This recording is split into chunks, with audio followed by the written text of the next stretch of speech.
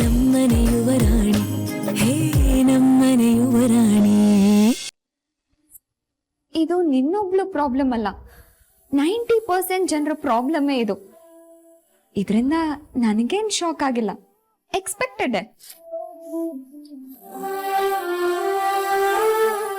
ದೊಡ್ಡ ಬಂಗ್ಲೆ, 50-inch LED TV, switch on ಮಾಡಿದ್ರೆ ತಂಪಾಗಿ ಬೀಸೋ ಗಾಳಿ. ಕಷ್ಟ ಪಡ್ದೆ ಹೊಟ್ಟೆ ತುಂಬಾ ಸಿಗೋ ಊಟ, ಹಬ್ಬ ಹರಿದಿನ ಅಂತ ನೋಡ್ದೆ ಇಷ್ಟಪಟ್ಟಾಗೆಲ್ಲೋ ಸಿಗೋ ಬಟ್ಟೆ, ಓಡಾಡೋದಕ್ಕೆ ಸ್ಕೂಟಿ, ಅದರ ಖರ್ಚಿಗೆ ಪೆಟ್ರೋಲು, ಇಷ್ಟು ಸುಲಭವಾಗಿ ಎಲ್ಲ ಸಿಗೋವಾಗ ಇದರಿಂದ ದೂರ ಹೋಗೋದಕ್ಕೆ ತುಂಬಾ ಕಷ್ಟ ಆಗುತ್ತೆ ಅಲ್ವಾ?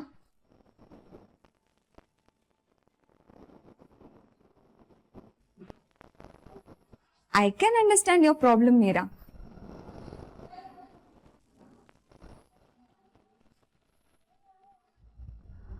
ಮೀರಾ, ನಿಜವಾದ ಪ್ರೀತಿ ಇದ್ದವರು ಏನ್ ಮಾಡ್ತಾರೆ ಗೊತ್ತಾ? ನನ್ ಬಾಯಲ್ಲಿ ಆ ಮಾತು ಪೂರ್ತಿ ಆಗೋದಕ್ಕೂ ಮುಂಚೆನೆ ಆ ಕೆಲಸ ಮಾಡೋದಕ್ಕೆ ಮುಂದಾಗ್ತಾರೆ.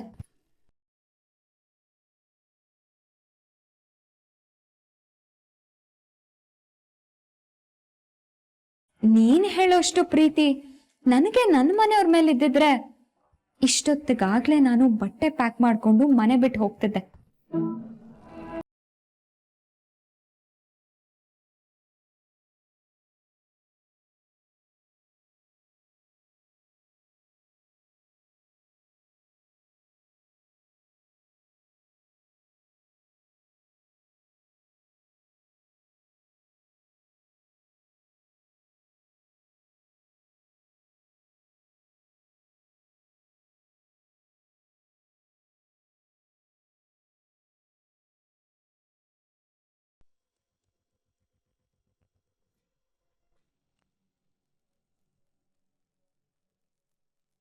ಹೇ ಗೋಪಿ, ಸರ್, ಕೇಶವ್ ಅಂಕಲ್ ಬಂದಿಲ್ವಾ?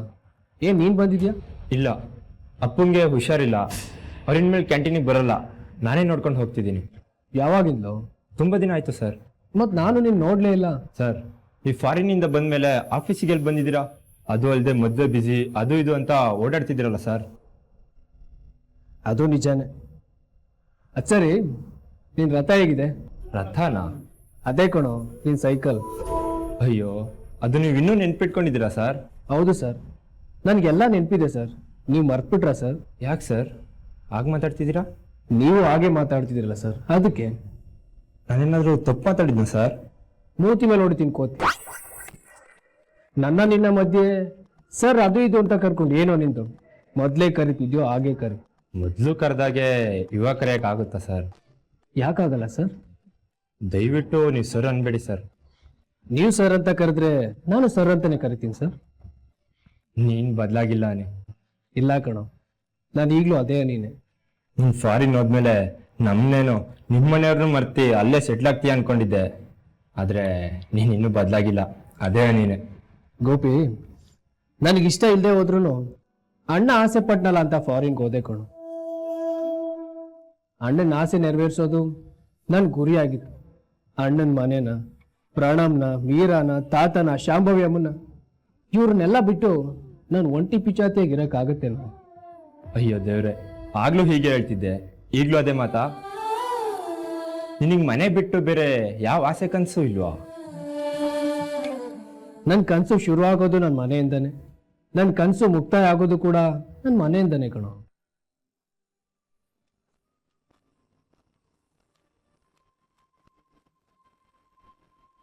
ಸರಿ, ನಾನು ಆಮೇಲೆ ಮಾತಾಡ್ತೇನೆ.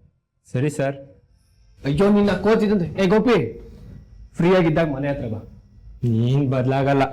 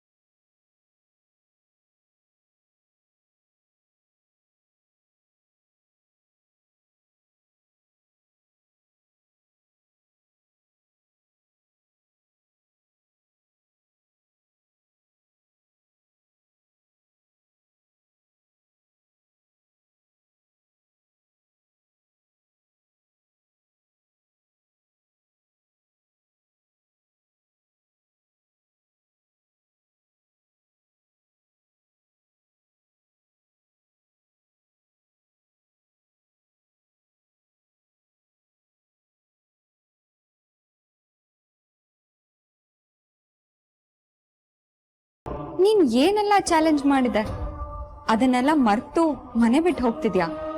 ಅಕ್ಕ ಪ್ಲೀಸ್, ಎರಡ್ ಕಡೆನೂ ನೀವೇ ಆಟ ಆಡ್ಬೇಡಿ. ಈಗ ಮಾತಾಡೋದು ನೀವೇ, ಮನೆ ಬಿಟ್ಟು ಹೋಗು ಅನ್ನೋರು ನೀವೇ. ಏನೇ ಆಗ್ಲಿ ನನ್ಗೆ ಈ ಮನೆಯವ್ರ ಸಂತೋಷ ಮುಖ್ಯ.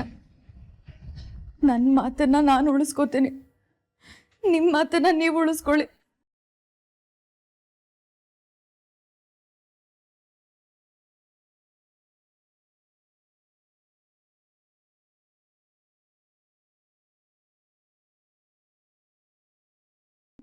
ನಿಂತ್ಕೋ.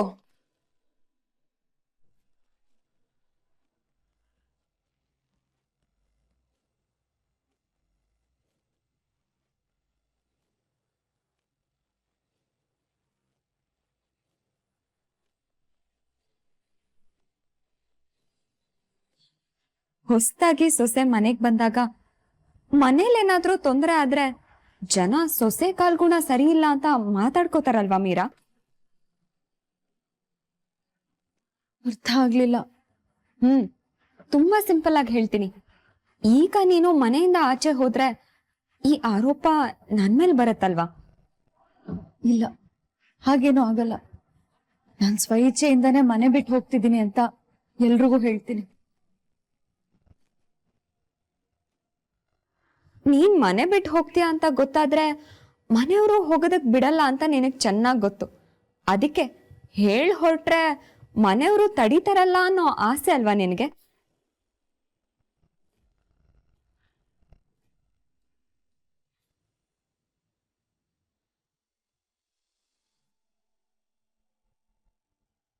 AFC Inc. ವರ್ಲ್ಡ್ ನಲ್ಲಿ ಟಾಪ್ 50 ಕಂಪ್ನಿಯಲ್ಲಿ ಒಂದು ಸರ್.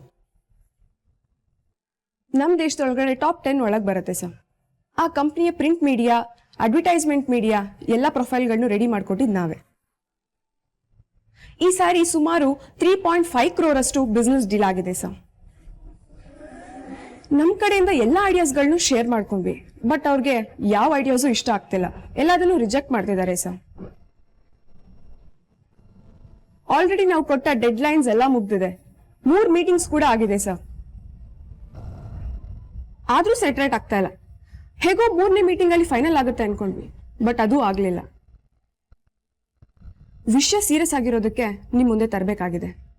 ನೆಕ್ಸ್ಟ್ ಮೀಟಿಂಗ್ ಅಲ್ಲಿ ಏನಾಗುತ್ತೋ ಅನ್ನೋ ಟೆನ್ಷನ್ ಸರ್. ಟೆನ್ಷನ್ ಯಾಕೆ ಮಾಡ್ಕೋತೀರಾ? ಟೆನ್ಷನ್ ಮಾಡ್ಕೊಂಡಷ್ಟು ಬುದ್ಧಿ ಓಡಲ್ಲ. ಕಾಮ್ ಆಗಿರಿ. ಅಂದ್ಹಾಗೆ ನಮ್ ನೆಕ್ಸ್ಟ್ ಮೀಟಿಂಗ್ ಯಾವಾಗ? ನೆಕ್ಸ್ಟ್ ಮೀಟಿಂಗ್ ನಿಮ್ ಫಸ್ಟ್ ಮೀಟಿಂಗು ಇನ್ನ 3 days ಇದೆ ಸರ್. ಓಕೆ, ಇನ್ನು 3 ದಿನ ಇದೆ ಅಲ್ವಾ? ಆಗತ್ತೆ ಬಿಡಿ, ಡೋಂಟ್ ವರಿ. ಈ ಹಿಂದೆ 3 ಮೀಟಿಂಗ್ಸ್ ನ ಎಲ್ಲಾ ಡೀಟೇಲ್ಸು ನನಗೆ ಬೇಕು. ಹಾಗೆ ನಮ್ಮಿಂದ ಅಪ್ರೋಚ್ ಆಗಿರೋ ಎಲ್ಲಾ ಐಡಿಯಾಸ್ ಲಿಸ್ಟು ಬೇಕು. ಸರ್, ಎಲ್ಲಾನು ನಿಮ್ ಮುಂದೆ ಇರೋ ಲ್ಯಾಪ್ಟಾಪ್ ಅಲ್ಲಿ ಇದೆ ಸರ್. AFC ಫೋಲ್ಡರ್ ಅಂತ ಇದೆ. ಓಕೆ, ನಾನು ಚೆಕ್ ಮಾಡ್ತೀನಿ. Okay sir.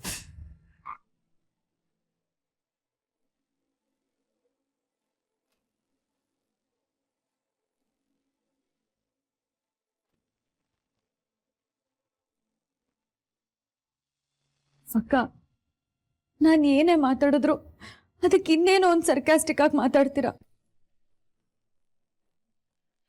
ನಾನು ಹೇಳ್ದೆ ಹೋದ್ರು ನಿಮಗ್ ಕಷ್ಟ, ನಾ ಹೇಳಿ ಹೋದ್ರು ನಿಮಗ್ ಕಷ್ಟ. ನಾನು ಏನ್ ಮಾಡ್ಲಿ?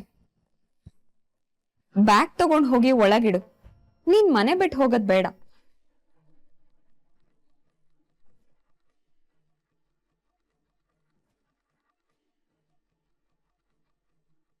ಏನ್ ಆಟ ಆಡ್ತಿದ್ದೀರಾ ಅಕ್ಕ? ನನಗ್ ಆಟ ಆಡೋ ವಯಸ್ಸು ಮುಗ್ದೋಯ್ತು ಮೀರಾ. ಇನ್ನು ಗುರಿ ಸೇರೋ ದಾರಿ ನೋಡ್ತಾ ಇದ್ದೀನಿ ಅಷ್ಟೇ.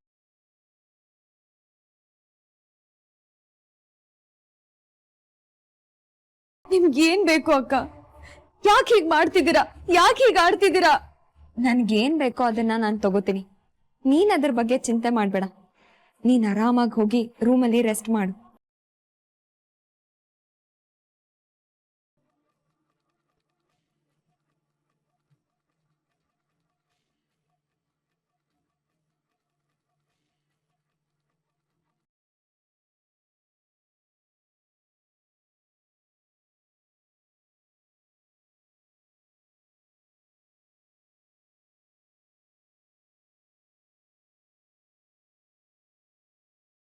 ಮೀರಾ ಏನ್ ಮಾಡ್ತಿದ್ಯಾ? ಹೋಗೋದ್ ಬೇಡ ಅಂತ ಹೇಳಿದ್ರಲ್ಲ ಅಕ್ಕ, ಅದಕ್ಕೆ ಬಟ್ಟೆ ಎತ್ತಿಡ್ತಾ ಇದ್ದೀನಿ. ಬೇಡ, ಅನ್ಪ್ಯಾಕ್ ಮಾಡ್ಬೇಡ, ಅದು ಹಾಗೆ ಇರ್ಲಿ. ಯಾಕಕ್ಕ? ಯಾವ ಟೈಮಲ್ಲಿ ಏನಾಗತ್ತೆ ಅಂತ ಗೊತ್ತಿಲ್ಲ ಅಲ್ವಾ? ಮತ್ತೆ ಕಬರ್ಡ್ ಓಪನ್ ಮಾಡಿ ಬಟ್ಟೆ ಪ್ಯಾಕ್ ಮಾಡ್ಕೊಳ್ಳೋ ಕಷ್ಟ ನಿನಗೆ ಯಾಕೆ ಅಂತ. ಇಷ್ಟು ದಿನ ಈ ಮನೆ ಯುವರಾಣಿ ತರ ಮೆರಿತಾ ಇದ್ದೆ ಅಲ್ವಾ? ಅಲ್ಲಿರೋ ನಿನ್ನನ್ನ ಕೆಳಗಡೆ ಇಳಿಸ್ಬೇಕು ಅಂತ ಅನ್ಕೊಂಡಿದ್ದೀನಿ. ಇಳಿಸಿದ್ಮೇಲೆ ಬೇರೆ ನಿರ್ಧಾರ ಮಾಡ್ತೀನಿ. ಓಕೆ?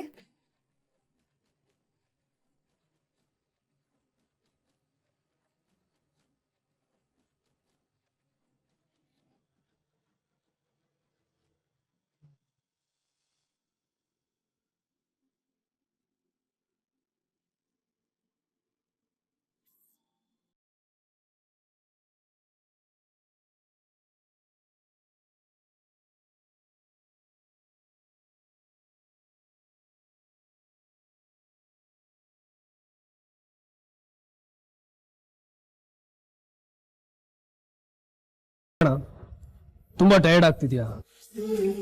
ವಿಪರೀತ ಕಣೋ.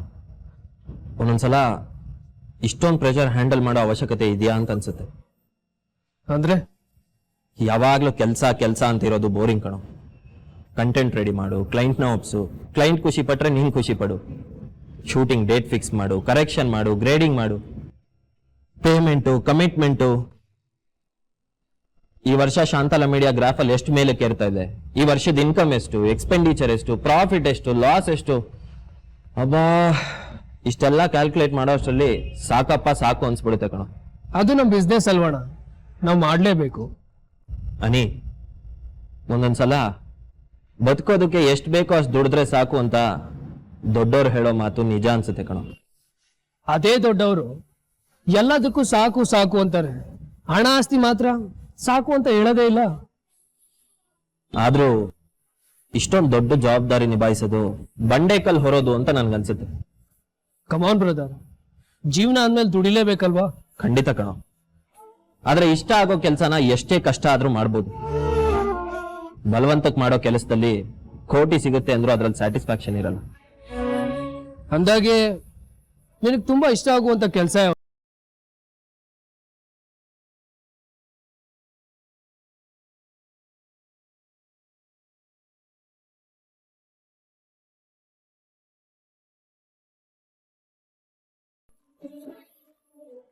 ನನಗೆ ತುಂಬಾ ಖುಷಿ ಕೊಡೋ ಕೆಲಸ ಅಂತಂದ್ರೆ ಮೈಸೂರು ರೋಡಲ್ಲಿ ಒಂದು ಒಳ್ಳೆ ರೆಸ್ಟೋರೆಂಟ್ ಓಪನ್ ಮಾಡ್ಬೇಕು.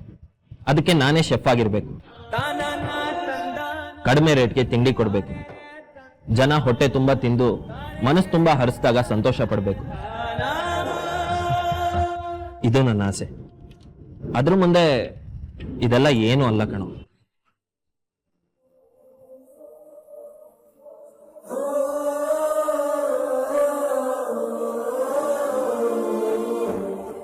ಅಪ್ಪ ಅಮ್ಮ ಕಟ್ಟಿರೋ ಎಂಪೈರ್ ಇದು.